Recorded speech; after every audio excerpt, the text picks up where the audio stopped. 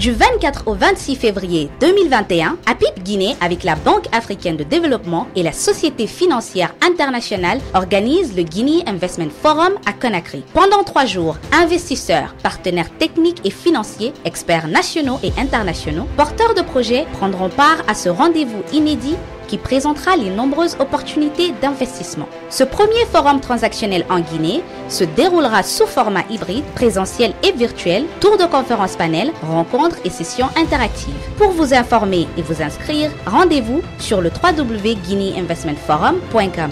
Guinea is moving forward. Be part of the success story.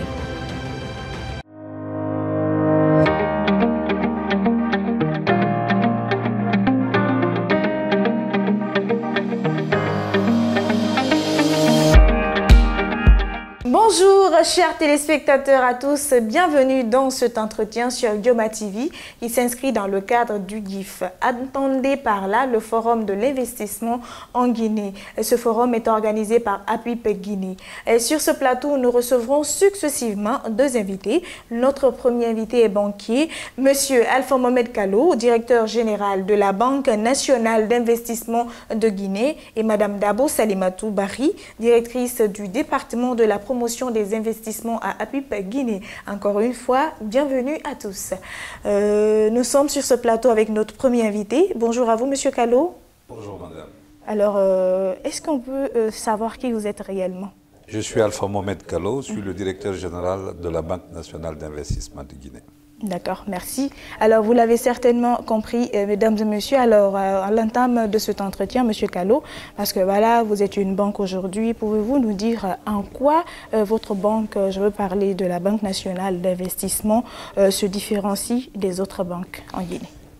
Merci, madame. En fait, la Banque nationale d'investissement de Guinée, qui vient d'être, dont le siège vient d'être inauguré il n'y a pas très longtemps, est une banque qui est née de la volonté du chef de l'État de doter les jeunes, les femmes de Guinée d'un outil de développement.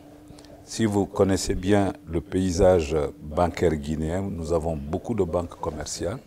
Il se trouve tout simplement que souvent ces banques commerciales qui jouent un rôle considérable dans notre économie ne répondent pas forcément aux besoins de jeunes qui arrivent sur le marché de l'emploi, qui veulent investir et qui n'ont pas toutes les capacités nécessaires pour le faire. On a pensé mettre en place une institution bancaire pour accompagner ces jeunes, pour accompagner ces femmes qui peuvent avoir des crédits chez nous et qui, si ces jeunes-là partaient vers le système bancaire classique, n'aurait pas été beaucoup plus facile d'avoir ces crédits. Donc, voilà un peu une des spécificités que nous avons. Alors, quelle est la particularité de votre banque? Écoutez, la particularité de notre banque, c'est déjà les secteurs d'activité que nous finançons en priorité. Nous sommes l'une des rares banques aujourd'hui à accorder une importance capitale au financement de l'agriculture. Nous encourageons les jeunes à aller vers l'agriculture et nous finançons beaucoup les activités agricoles. Nous ne sommes pas une banque, contrairement aux autres banques qui financent beaucoup le commerce parce qu'il y a une répartition des tâches entre nous et le secteur bancaire classique. Nous ne faisons pas la concurrence aux autres banques classiques, donc les opérations d'importation, comment on appelle ça, le commerce général n'est pas tellement dans notre... Bien que nous accompagnons aussi des femmes qui veulent faire le commerce ou des jeunes qui veulent se lancer dans le commerce. Et nous ne sommes pas une banque de dépôt non plus, c'est une différence de taille avec les autres.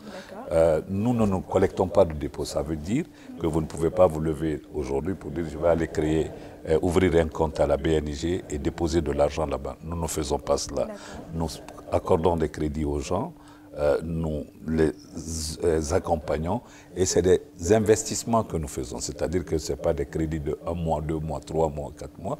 Nous pouvons faire des crédits qui vont jusqu'à pratiquement 5 ans, 6 ans ou 7 ans. C'est des crédits à long terme qui financent l'investissement. Je suis un peu curieuse parce que pourquoi vous vous êtes dit, nous, notre banque, on ne fait pas de dépôt ici. Pourquoi est-ce que vous vous êtes dit de faire contrairement à la norme? Parce que voilà, c'est ce qu'on voit ici en Guinée, peut-être dans les autres banques, c'est du retrait du dépôt. Ok. En fait, c'est prévu par la loi. Nous sommes un établissement spécialisé. Notre spécialisation, notre spécificité, c'est de financer les investissements. Collecter des dépôts a aussi un coût. C'est-à-dire que vous ouvrez des agences, vous recrutez beaucoup de monde, etc.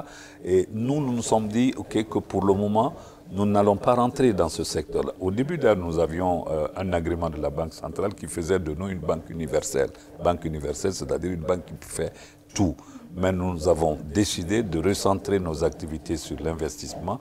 Donc tout ce qui est mobilisation des dépôts et autres, là, nous laissons ça aux autres banques et nous nous focalisons sur le financement des investissements pour nos promoteurs. D'accord. D'entrée de jeu, qu'est-ce que vous proposez aux investisseurs? Qu'est-ce que vous voulez dire aux investisseurs? Quand je dis aux investisseurs, parce qu'il y a des secteurs dans lesquels vous intervenez plus précisément. Donc, parce que un téléspectateur lambda qui s'y connaît pas mieux et tout, va se dire, écoute, il y a beaucoup de différences entre cette banque et les autres. Alors, qu'est-ce qu'on peut y gagner? Écoutez, je vais vous prendre un schéma très simple. Supposons aujourd'hui un jeune qui sort de l'université, qui est médecin ou ingénieur informaticien qui ne trouve pas de travail. Qu'est-ce que nous, en tant que banque, nous pouvons pour lui? Bon, ok, il peut venir, il a une idée de projet. Et généralement, nous travaillons en synergie avec l'APIP qui aide les gens à concevoir des projets, à réaliser des business plans. Mais un business plan reste toujours un business plan. L'autre partie, la plus importante, c'est de trouver le financement. Ce jeune homme peut venir, ou cette jeune femme peut venir vers la BNIG avec son business plan pour leur dire, écoutez, moi je veux créer une plante, je veux faire 1 hectare d'ananas, par exemple, dans la région de Kinya ou dans la région de Forikaria, ou bien je peux faire une ferme avicole. Aujourd'hui, vous avez entre 60 et 80 000 millions de francs guinéens pour pouvoir réaliser 1 hectare d'ananas. Cet hectare d'ananas peut lui rapporter, au bout d'un an, pratiquement entre 200 millions ou 300 millions. Donc, il investit 100 millions, au bout de 15 mois pratiquement, il peut se retrouver avec 100 millions de bénéfices. Nous disons, au lieu de rester au chômage, nous encourageons les gens à aller vers ce genre d'activité, et puis à les aider. Pour faire ça, nous les accompagnons, nous venons visiter leurs champs, nous faisons de la formation quand c'est nécessaire, nous les accompagnons tout le long de ce processus. Cet exemple-là est valable aussi bien pour la culture d'ananas que pour les autres spéculations, le manioc, les palmiers à huile que nous sommes en train d'initier en forêt et qui prennent beaucoup plus de temps. Et l'aviculture également. Nous aidons les gens avec pratiquement 800 millions à avoir pratiquement 2000 poussins qu'ils peuvent élever et sur 1 an ou 2 ans, ils commencent à monter une petite entreprise. Il y a une part de risque que nous, BNIG, nous assumons, que les autres banques n'assument pas forcément. Nous les accompagnons, notre travail, parce que nous avons aussi un travail d'intérêt général. Notre travail, c'est d'accompagner ces jeunes à structurer leur projet, à mûrir leur projet, à le structurer et à le financer et à les encadrer. Alors, vous avez parlé de risque. Est-ce que vous pouvez nous détailler cet autre détail? Écoutez, quand quelqu'un se lance dans une activité commerciale, il y a un risque. Vous prenez de l'argent, vous prenez 800 millions aujourd'hui pour aller, disons, créer une ferme. Entre-temps, il y a une maladie qui se déclare et puis vos poussins sont morts. C'est un risque. Vous avez aussi un risque que nous, banquiers, nous courons d'ailleurs, parce qu'on peut prêter de l'argent à quelqu'un qui nous dit « je vais essayer d'aller faire 1 hectare d'ananas ». Il prend l'argent, il se barre avec, il n'est pas prêt. C'est pourquoi nous les accompagnons avant de décaisser de l'argent. Nous allons voir où est-ce que se trouve le terrain sur lequel vous voulez investir. Où sont les papiers qui vous disent ou qui nous disent que ce terrain vous appartient. Nous l'accompagnons au fur et à mesure. Et une grande particularité, madame, de notre banque, c'est que dans certains cas, nous prenons même des participations dans le capital des entreprises que nous finançons. C'est-à-dire que nous ne nous contentons pas de faire un crédit, nous sommes partenaires avec ces entreprises tout au long. Et dans les cas où nous ne sommes pas partenaires, nous ne prenons pas de participation dans le capital, nous sommes liés à nos partenaires par une convention d'assistance technique, c'est-à-dire que nous avons un droit de regard sur sa gestion, nous pouvons lui conseiller des choix en termes marketing, en termes de production, en termes de gestion financière, pour nous donner les moyens de nous assurer que l'entreprise ne va pas faire faillite. En quelque sorte, vous êtes coach des entreprises. Quelque part aussi, oui. D'accord. Alors, M. Kallo, nous savons que votre banque est les nouvelles. Est-ce que vous pouvez nous parler de l'état de santé? Comment elle se porte, votre banque? Écoute, comme tout bébé, c'est bien et fragile en même temps. Nous sommes une jeune banque. Nous sommes là par la volonté du président de la République, par la volonté des pouvoirs publics. Nous sommes une banque qui a cette grande particularité, pour revenir à la question que vous avez posée tout à l'heure, nous sommes détenus en majorité par l'État. L'État guinéen détient 60% de notre capital. Nous avons la Banque centrale qui participe au capital de la banque aussi. Nous avons First African Bank aussi qui est notre partenaire privilégié qui participe pour 10% au capital. Et je précise d'ailleurs que le capital de notre banque est ouvert à tout investisseur guinéen. Ceux qui ont de l'argent, qui veulent investir, qui pensent qu'ils peuvent investir, peuvent le venir, que ce soit les gens du secteur privé ou les gens du secteur parapublic également. Donc, comme nous sommes jeunes, nous sommes très fragiles. C'est pourquoi nous devons aller très prudemment dans la gestion, dans le choix des crédits des entreprises que nous devons accompagner. Nous allons très prudemment pour ne pas justement tomber. D'accord. Sinon, ça va. Merci pour cette précision parce qu'elle est très très importante et tout, parce que les gens se disent certainement cette banque, elle est nouvelle, est-ce qu'elle va perdurer et ça se passe comment et tout.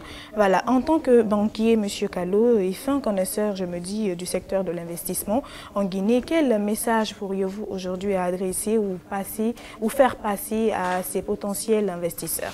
Bon, déjà, un message d'espoir.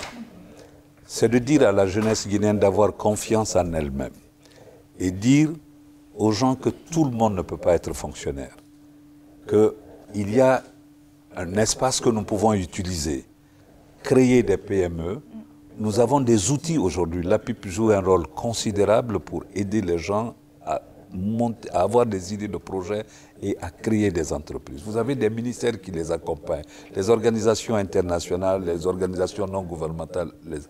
Mon message, c'est de dire aux femmes de Guinée, aux jeunes de Guinée, que la BNIG est là et sera toujours là à leur côté pour leur permettre d'avoir des idées de projets, de financer de leurs projets et de les accompagner.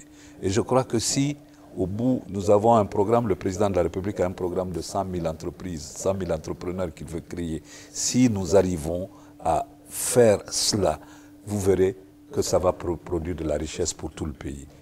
La jeunesse doit avoir confiance, il faut que les gens aient le goût d'entreprendre. Aujourd'hui, nous avons un instrument en main qui peut permettre aux jeunes de financer leurs projets, ce qui n'était pas le cas avant.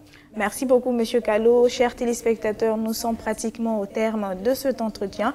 Sur ce plateau, nous avons reçu pour vous M. Alpha Mohamed Kallo, directeur général de la Banque nationale d'investissement en Guinée. Merci à vous, monsieur, de vous être prêté à nos petites questions. Madame. C'est moi qui vous remercie. Plaisir partagé. Et surtout, chers téléspectateurs, ne quittez pas, restez avec nous. Dans un court instant, nous reviendrons pour la suite de cet entretien avec notre deuxième invitée, Madame Salimatou Dabo, qui sera avec nous sur ce plateau.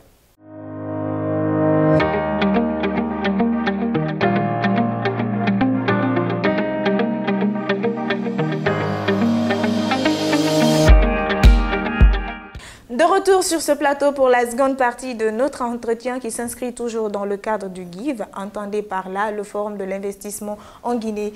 Sur ce plateau, nous recevons Madame Dabo Salimatou, elle est directrice du département des investissements à l'APIP Guinée. Bonjour à vous, Madame.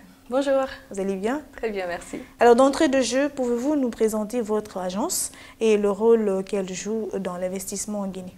D'accord. Donc, APIP Guinée, l'agence de promotion des investissements privés en Guinée, a pour but, comme son nom l'indique, la promotion des investissements, ce qui consiste à attirer les investisseurs, à les établir et à créer de l'emploi, créer de la valeur. Ce qui revient à dire quoi? Ce qui revient à dire qu'il nous faut un meilleur climat des affaires. Et le meilleur climat des affaires passe par mise en place des réformes. D'où le classement, en fait, on a gagné quasiment plus de 21 points depuis les années 70 jusqu'à maintenant. On est 156e aujourd'hui, si je ne me trompe pas. Et au-delà du climat des affaires, il nous faut également une équipe qui va s'occuper d'attirer ces investisseurs-là. D'où la direction de la promotion des investissements, leur montrer les opportunités d'investissement qu'on a en Guinée. Et quand ils sont établis, il nous faut bien évidemment qu'ils s'installent. Et l'installation passe par la mise en place d'un guichet unique qu'on appelle le guichet unique, en fait, le guichet de l'investisseur, le one-stop shop, comme on le dit en anglais, qui permet en fait d'une manière très très accélérée, grâce aux réformes qui ont été mises en place, les réformes qui sont liées au doing business, nous pouvons quasiment créer une entreprise en moins de 48 heures. Au-delà de la création, nous avons un autre département. Ce que je vous cite là, ce sont des départements qui sont liés à l'organisation en fait de la PIP. Nous avons la direction en fait d'appui aux entreprises. La création se fait, bien évidemment, on attire les investisseurs étrangers, mais on a aussi des investisseurs locaux. Et pour ces gens-là aussi, il faut les suivre, il faut leur permettre d'avoir un impact socio-économique en Guinée. Et bien évidemment, nous avons une direction des systèmes d'information qui nous permet, on va dire, de répondre aux demandes assez fréquentes et assez cruciales du marché local, mais aussi du marché international. Quand je parle de marché, je parle plutôt des investisseurs, que ce soit locaux ou étrangers. Alors, merci beaucoup Madame Dabo. Est-ce que vous pouvez nous parler maintenant des potentialités d'investissement en Guinée? Parce que c'est bien beau d'attirer les investisseurs, mais ce sur quoi c'est se fonder, c'est encore plus intéressant. Comme on dit, pour attirer, il faut montrer ce qu'on attire. Et la Guinée est une merveille en tant que telle. Au-delà de son potentiel minier qu'on connaît, on parle de scandales géographiques, on parle de châteaux d'eau de l'Afrique de l'Ouest. On parle d'une merveille parce que la Guinée a quelque chose à offrir. Regardez par exemple là où nous sommes, on a une très belle vitrée avec une vue resplendissante sur la mer. Mais nous avons structuré tous ces éléments-là à travers des secteurs. Ces secteurs-là, ça concerne l'agriculture, l'élément de base, en fait, d'une économie, si je peux dire comme ça. Parce qu'on parle de terres arables en Guinée, on parle de 13 millions de terres qui sont disponibles, on parle de châteaux d'eau, on parle, etc. Donc on a le secteur agricole qui aujourd'hui est demandeur, on va dire, d'investisseurs. Aujourd'hui, dans le cadre du GIF, quasiment, on a plus de 50% du portefeuille qui concerne l'agribusiness. Donc ça passe de l'agriculture classique jusqu'à la transformation, jusqu'à l'acheminement, l'exportation, etc. Au-delà de l'agriculture, nous avons le secteur des infrastructures. Il est important, les infrastructures, parce que quand on parle d'acheminement, de produits ou encore de déplacement des personnes, il nous faut des routes. Il nous faut également des chemins de fer. Il nous faut aussi du transport aérien. Il nous faut des immeubles, des habitations, etc. Donc, il y a quoi faire dans ces domaines-là. On a par exemple des projets qui sont liés à l'extension de l'aéroport, à la création par exemple, à la construction d'un nouvel aéroport, etc., qui demandent des financements. Même si une partie des financements est obtenue, ils demandent également des financements. Pareil pour les routes, il y a une demande assez importante. Vous voyez bien tous les chantiers qui sont ouverts actuellement et même le projet Conakry-Koya jusqu'à Dabola, toute cette contournante en traversant ces plaines-là, elle est en cours. Donc ça voudrait dire qu'il y a des projets, il y a une demande. On a le secteur de l'énergie, c'est un domaine qui est également prioritaire. Notre potentialité aujourd'hui est estimée à environ 6 000 mégawatts, si je ne me trompe pas, pour transformer, pour parler de la bauxite qu'on a, des ressources minières, pour parler d'industrialisation, il nous faut de l'énergie. Et ça aussi, c'est une demande qui est là, c'est un secteur qui est prioritaire. Il y a bien évidemment des investissements qui ont eu lieu avec le barrage de Caleta, le barrage de Swabiti. Il y a eu énormément d'efforts qui ont été réalisés jusqu'à présent, et qu'il faut continuer à booster. Au-delà de l'énergie, nous avons notre secteur phare que la Guinée est connue, deuxième exportateur mondial aujourd'hui de la bauxite, devant la Chine, juste derrière l'Australie. La Guinée est connue pour sa bauxite, pour ses minéraux qui sont assez riches. Je pense que je n'ai pas besoin d'en parler. Il y a déjà eu une mobilisation de plus de 10 milliards en fait, de dollars dans ce domaine-là. Pareil pour les infrastructures. Et on demande au secteur minier d'être beaucoup plus intégré dans la mesure où nous avons besoin, étant donné que notre économie repose essentiellement sur les mines, il est important que les mines puissent drainer les autres secteurs-là. Par exemple, quand on a une exploitation minière quelque part, il faut qu'on arrive à développer le secteur agricole, les infrastructures. Bien. Alors, merci beaucoup, Madame Dabo. Il y a un petit détail très important parce que le Covid a chamboulé le monde entier, l'économie mondiale, si vous voulez. On imagine que la Guinée n'était pas en marge de cela. Et est-ce qu'il y a eu des reports dans le cadre des investissements étrangers? Comme vous l'avez dit, la Guinée n'est pas un reste. Et l'impact du Covid, on le ressent encore avec les différentes variantes qui existent. Mais la Guinée, on va dire, a tenu bon, en dépit, L'Afrique a tenu bon, mais la Guinée particulièrement a tenu bon. Le gouvernement a réagi très rapidement par rapport au Covid, en mettant en place des mesures barrières sanitaires, etc., ou encore le couvre-feu. Nous avons aussi d'autres éléments qui sont liés à la riposte, en fait, le plan de riposte économique qui a été mis en place. Mais quand on parle d'investissement, ceux qui viennent chez nous ont été impactés. Ceux qui sont ici sont aussi impactés. Et l'impact a été sur toute la chaîne de valeur, autant sur les approvisionnements, autant sur la partie logistique, ou encore le fait d'avoir été à la maison à travailler. L'impact a été global. C'est estimé quasiment à des milliards et des milliards de dollars dans ce domaine-là. Quand on prend le cas de la Guinée plus spécifiquement, le secteur minier a su tenir bon en tant que tel, et les autres secteurs moins, parce qu'on sait tout ce qui a été de plus impacté, c'est le tourisme. Aujourd'hui, nos hôtels sont vides, quasiment. On a également tout ce qui est lié à la restauration, parce que quand on parle de mouvement de personnes lorsqu'il y a une restriction, il y a eu une baisse considérable. Et pour revenir à certains chiffres, le Covid, ou la Covid, parce qu'ils l'ont féminisé récemment, la Covid en tant que telle a secoué en fait le monde des affaires. Et le GIF, on va dire, qui s'aligne en fait dans cette lancée-là, on le réalise bien évidemment en virtuel et aussi en présentiel. On se dit, pourquoi pas? Pourquoi ne pas lancer ce défi-là? C'est vrai qu'il y a des économies encore qui tiennent. Pourquoi ne pas venir et puis continuer à procéder aux investissements? D'accord, si je comprends bien, le GIF s'inscrit dans le cadre de pallier à ces petits soucis que le corona a... Non, en fait, ce que j'essaye de dire par là, c'est qu'au-delà de l'impact du Covid, il faut qu'on continue à vivre avec. La maladie, elle est là, les vaccins sont là, il y a un impact à plus de millions et de millions de personnes qui décèdent, des milliards en fait qui tombent. Ce que j'essaye de dire, c'est que nous faisons le forum des investissements parce que tout simplement, il faut continuer on va dire, à se développer, il faut continuer, la vie continue en fait. Il faut considérer la Covid comme étant une maladie à part entière et pas la peine en fait de continuer à vivre dans ce stress permanent. Alors, Madame Dabo, pouvez-vous nous parler du climat des affaires en Guinée? Donc, au niveau du climat des affaires, on va dire que la Guinée se porte bien, n'est-ce pas? Ah, on peut se le permettre. On n'a pas de conflit, on a plutôt un système qui est assez solide et on arrive quand même à répondre à la demande mondiale. Mais pour revenir à la question sur le climat des affaires, il y a eu d'importantes réformes qui ont été engagées, qui nous ont quand même permis de gagner 27 places depuis ces 5 dernières années. Ça passe par exemple sur la facilitation et la réduction de la durée de création d'entreprise, par exemple la création de synergies, etc. Et puis nous avons aussi d'autres éléments qui sont très importants en fait pour l'investisseur. C'est-à-dire que lorsqu'on a des litiges, auparavant, ça leur prenait une éternité. Mais nous avons réussi à mettre en place le tribunal de commerce qui permet en fait en moins de 90 jours ou même 90 jours maximum d'avoir en fait les décisions de justice.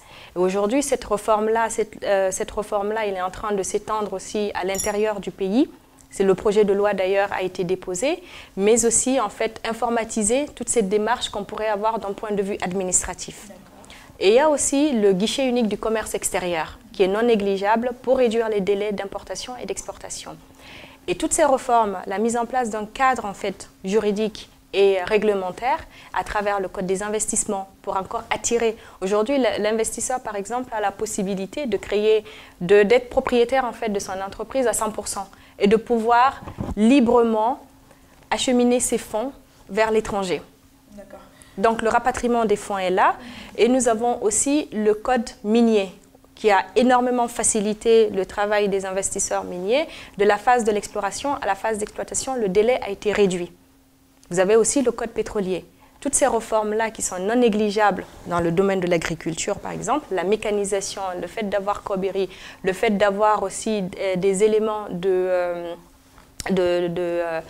semences, etc., tout ceci fait partie de l'amélioration du climat des affaires, leur dire que la Guinée se porte bien. On est très loin du compte, on est très loin des premiers de la classe, mais nous travaillons dessus avec les partenaires techniques qui existent, avec la volonté qu'il y a au niveau du gouvernement. Bien. Alors, Madame Dabo, auriez-vous un message particulier pour ces potentiels investisseurs pour venir investir en Guinée, désireux de venir en Guinée, bien sûr? Donc, il y a un gros message. D'abord, je vais dire la République de Guinée pour éviter la confusion Guinée-Conakry. C'est très important. Donc, la République de Guinée, et reprendre cette phrase fétiche du « c'est un trésor qui est caché ». C'est un trésor qu'il faut venir écorcher, voir ce qu'il y a à l'intérieur. D'où le GIF, le Guinea Investment Forum, qui nous dit « venez chez nous, la Guinée bouge, faites partie de ce mouvement d'ensemble socio-économique, surtout économique, venez investir chez nous. Ne perdez pas de temps, la Guinée est une merveille. La Guinée a du potentiel, les réformes sont là et les Guinéens sont disponibles à travailler avec vous. Voilà. Merci beaucoup, Madame Dabo. Nous sommes pratiquement au terme de cet entretien et ça nous a fait énormément plaisir de vous avoir. Merci beaucoup. Alors, merci à vous, chers téléspectateurs. Ainsi s'achève cet entretien. Nous avons reçu successivement sur ce plateau M. Alpha Mohamed Kallo, directeur général de la Banque nationale d'investissement de Guinée, et Madame Dabo Salimatou Bari, directrice du département de la promotion des investissements à APIP Guinée. Merci à tous d'être des nôtres. Au revoir.